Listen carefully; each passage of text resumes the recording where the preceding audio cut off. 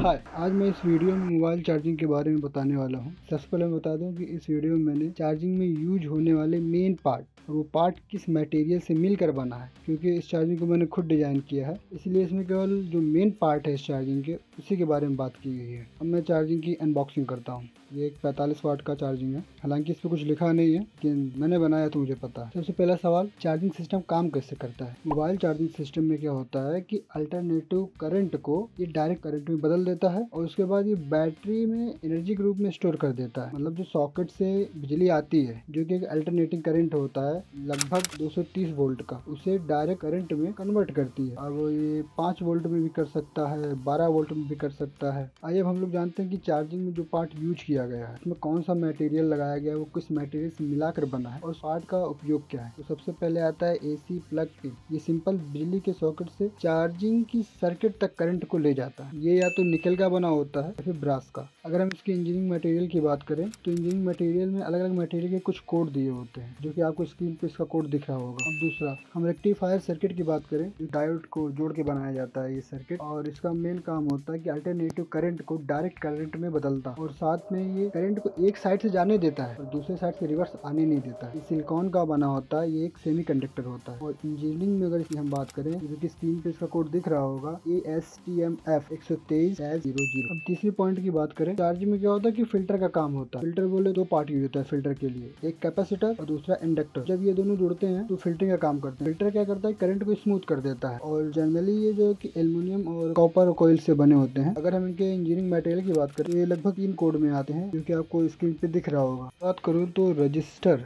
Circuit में दौड़ रहे इलेक्ट्रिसिटी को कंट्रोल करता है। मतलब सर्किट को जितनी इलेक्ट्रिक की आवश्यकता होती है, रजिस्टर उतनी ही इलेक्ट्रिक को आगे जाने देता है, जिसकी वजह से वो थोड़ा बहुत हीट होता है और चार्जिंग गर्म भी होती है। अब हम बात करेंगे ट्रांसफार्मर के बारे में।